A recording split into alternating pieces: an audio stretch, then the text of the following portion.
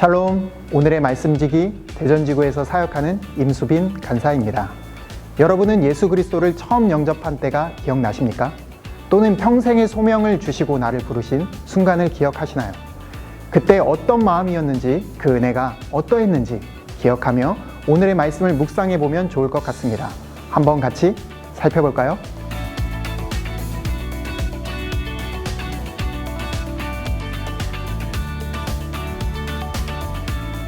오늘 여러분과 함께 나눌 본문은 마가복음 3장 13절에서 19절 말씀입니다. 예수님은 12제자를 사도로 임명하셨습니다. 사도는 보냄을 받은 자라는 뜻으로 이들은 예수님과 함께 있었고 복음 전도를 위해 파송되었으며 이적을 행하는 권세도 받았습니다. 이러한 임무를 부여받고 보냄을 받은 자, 즉 사도들을 예수님께서는 어떻게 선택하셨을까요?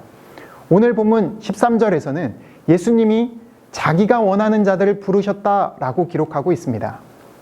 이는 예수님께서 사도들을 선택하고 보내실 때 사람들의 외적 조건이나 그들의 각자의 의사에 따라 12제자를 선택한 것이 아니라는 것입니다.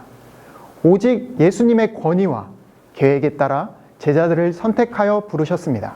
그렇다면 예수님께서 특별히 선택하여 부른 사람들은 어떤 사람들이었을까요? 예수님이 선택한 12명 중 4명, 즉 베드로와 안드레, 야고보와 요한은 갈릴리라는 변방의 작은 어촌의 어부로 사는 평범한 사람이었습니다. 그리고 17절 세베대의 아들 야고보와 요한에게는 우레의 아들이라는 별명이 붙여질 만큼 이들은 대담하고 과격하며 명예욕이 있는 사람이었습니다. 또 다른 한 명 마태는 로마 권력에 빌붙어 살며 사람들에게 매국노라 손가락질 받는 세리였습니다. 그리고 또 시몬은 과격한 독립운동을 벌이던 열심당원이었으며 나머지 6명의 제자들에 대해서는 사실상 알려진 것이 별로 없을 정도로 평범한 인물들이었습니다. 이렇듯 예수님의 12제자들은 대도시 출신도 유명한 가문 출신도 아니었습니다. 또한 사람들에게 하나님의 아들이신 예수의 제자라고 하기에는 내세울 만한 것도 별로 없던 변변찮은 사람들이었습니다.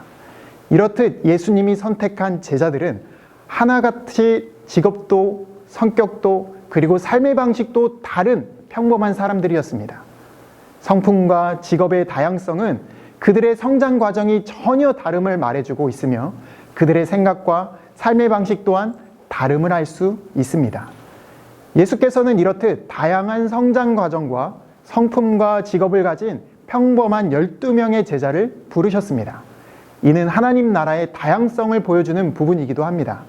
그렇다면 이렇게 평범하고 다양한 사람들을 예수님이 제자로 택하시고 부르신 목적은 무엇이었을까요? 오늘 본문 14절과 15절에서는 그 목적에 대해서 이렇게 기록하고 있습니다.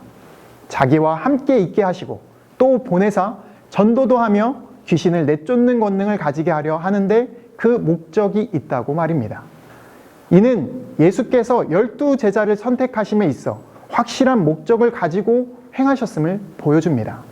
첫째, 자기와 함께 있게 하시고, 둘째, 또 보내사 전도도 하며, 셋째, 귀신을 내쫓는 권능도 가지게 하려는 목적이었습니다.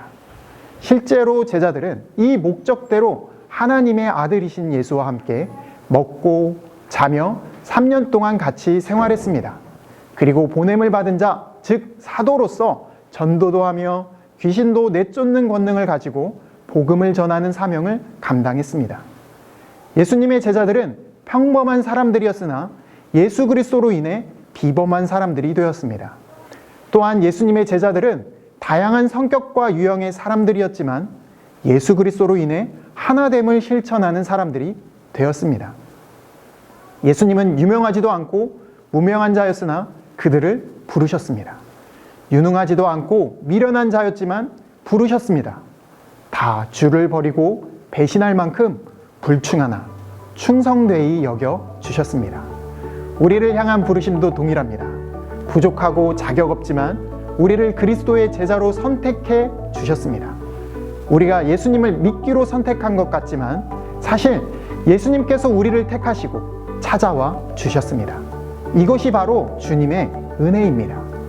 오늘 말씀을 묵상하며 나같이 연약하고 내세울 것 없는 자를 예수님의 제자로 불러주신 것을 기억하며 감사해보면 어떨까요? 그리고 우리를 택하신 예수님의 목적을 기억하며 믿음의 삶을 사는 하루가 되시길 소망합니다.